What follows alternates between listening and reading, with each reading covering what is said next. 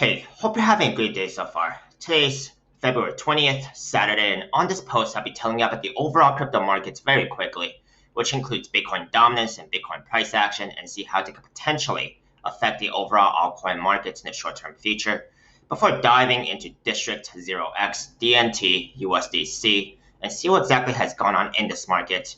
I'll be telling you about the bullish and bearish case scenarios for today, as well as the short-term price prediction on this market according to what I'm seeing on the charts. Before I begin today, please do subscribe to my channel and like this video, as I'll be keeping you updated on the latest crypto setups on my watch list, regardless if it's a good day or a bad day. If you guys want to support me and don't already have a Webull brokerage account, you guys can use my referral link down below. They're still giving away 2 free stocks as of today upon a successful sign up and a qualifying deposit of $100. And I will also receive a referral bonus if you guys sign up under me. Please also read my full disclaimer below. I am not a financial advisor, and this is not financial advice. I'm purely sharing my own speculations opinions on this market. I cannot tell you the future, and you should always do your own due diligence before trading or investing in this market, as it's extremely risky and volatile. If you guys have any questions or comments, please do only leave them in the comment section below, but I'll try my best to get to as many of them as possible. Now, see what exactly is going on in this market first. Most importantly, I do take a look into Bitcoin dominance. Tells me where the money could be trending into, whether it be Bitcoin, altcoins, or neither. Today, we do have Bitcoin dominance down about 0.2%, so not much has changed. This breaks down to total altcoin market cap, trailing that, actually leading that ahead of Bitcoin price action. Okay, Bitcoin price action up about 1.5%, while total altcoin market cap up about 2% there. So this is the upside of Bitcoin dominance trending downwards. A very slight trend here, but I do still see total altcoin market cap leading that ahead of Bitcoin price action, and this is the upside of Bitcoin dominance trending downwards. Let's see if this would actually continue on the daily time frame here. On Bitcoin dominance is still my focus. Right now, I do see more of a inverse head and shoulders pattern now, however.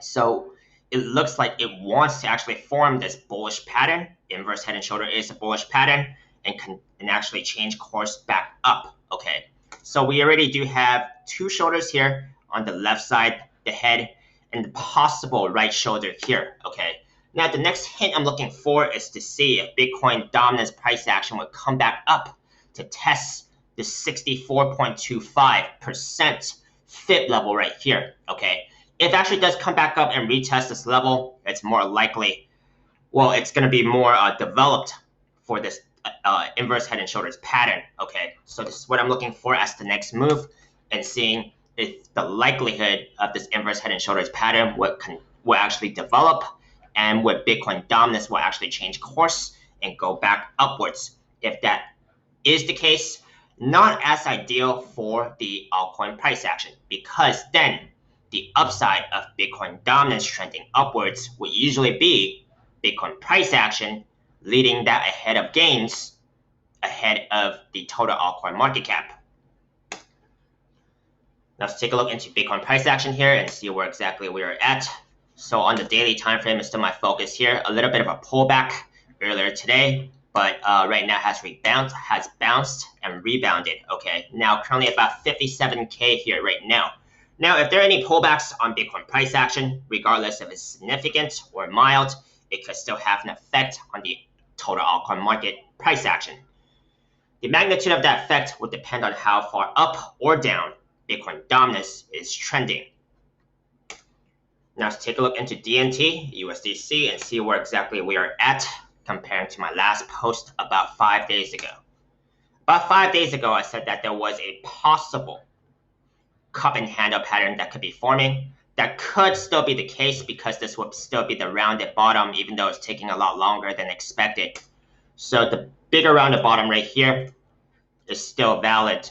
Okay, I do still see higher lows. Okay, even though on the daily time frame right now, compared to 5 days ago, it does seem like we might also have a symmetrical triangle pattern that's in play as well, excluding some of these really big wicks right here. So I think this could still be the case. So 2 patterns here. Let's see which one actually plays out, or could they actually simultaneously play out? Okay. Now let's check on the higher time frames real quick on the RSIs and see if there are any overbought RSI readings or possible bearish divergence scenarios indicating to me that bulls could be losing momentum on any of these higher time frames. So let's look for those signals and see if they are there from the monthly time frame down to the daily. On the monthly time frame here, we do have an RSI reading of about 94. I don't see possible bearish divergence scenario, but 94 is a very overbought RSI reading, so I'll be cautious of that because that could still signal a pullback. On the weekly time frame here, we're at an RSI reading of about 93. I don't see bearish divergence scenario here as well, but still very overbought. 3-day time frame, pretty similar narrative here. I don't see I don't think this is bearish divergence, even though it's very minor gains here. So I don't consider that to be bearish divergence. However, we are at a RSI reading of still about 88, so that's still very overbought. Daily time frame here, I'll be comparing the next new high, if it actually does make a new high, with this last high right here, which had an RSI reading of about 88, 89, okay? Currently, we're at about 71, so it does need to make a pretty significant move here on the daily time frame to negate this possible bearish divergence if it's to make a new high on the daily time frame. Now let's take a look into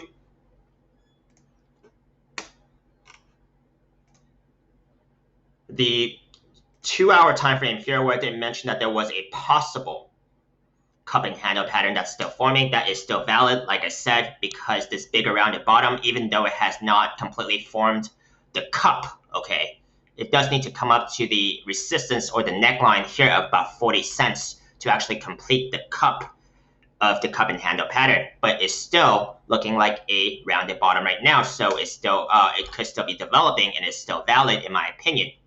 However, like I said, on the daily time frame, which this pattern had not appeared as apparently at least on 5 days ago on my last post on District0x. Right now, I do see a symmetrical triangle pattern that could also be forming as well. Okay, symmetrical triangle patterns are continuation patterns, and in this case would be bullish. According to Thomas Bukowski and his website, thepatternSite.com, it is a 60% chance of it breaking upwards. If it actually does break upwards to by the absolute apex here, which would be about February 25th, I do have a measured target of about 43 cents. Okay, that's a conservative measured target because I did not take into consideration of this very long wick here, as well as this very long wick down as well. So it's a conservative measured target. However, measured targets are theoretical approximate targets only, may actually be different in real life price action, more or less.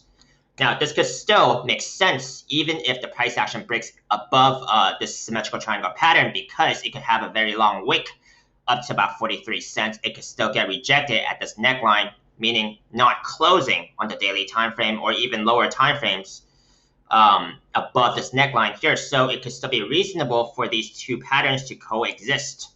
Okay, now let's take a look into the bullish and bearish case scenarios here.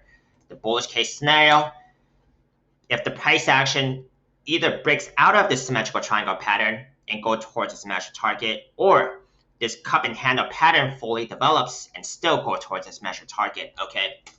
Because right now these two patterns do coexist, and even though the symmetrical triangle pattern does break out, I think the cup and handle pattern could still be in play, okay? So regardless of which pattern actually plays out, as long as the price action actually breaks the 40-cent level, and like I said from last post, on the 2-hour time frame, if I'm seeing a 2-hour candle close above the 40 cents neckline of this estimated cup and handle pattern, not yet validated, but this estimated cup and handle pattern, it's a safe signal to me that if this cup and handle pattern actually gets validated, gets a 2-hour candle close above this 40-cent level, staying closed above this 40-cent level, and go towards this measured target of this cup and handle pattern if it gets validated. If this cup and handle pattern does not get validated and this price action actually just breaks out from the symmetrical triangle pattern, I would still consider that bullish as well. So two types of scenarios here for the bullish case scenario. Let me reiterate.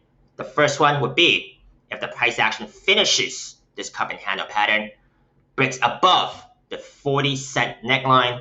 A safe signal for me would be a 2-hour candle close above the 40-cent level and staying closed above the 40-cent level and go towards its measured targets. The measured target of the cup and handle pattern. Let me re-estimate that from last time. Okay, it's about 40 cents here.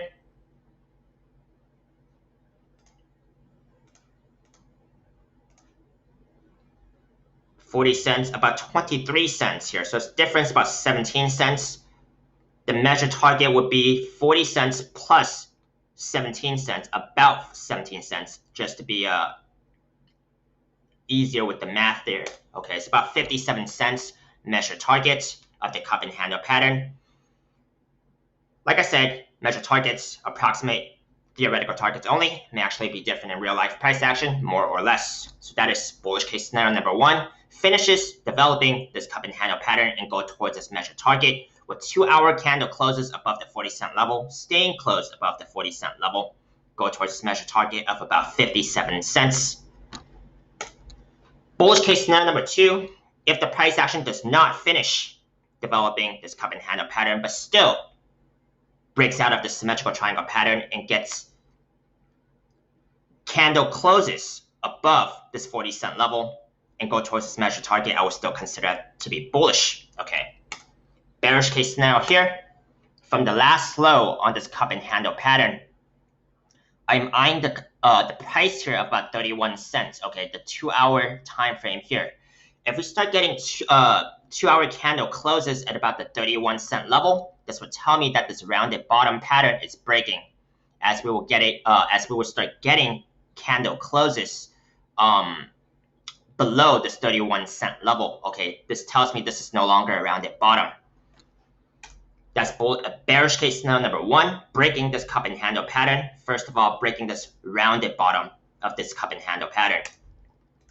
Bearish case scenario number 2.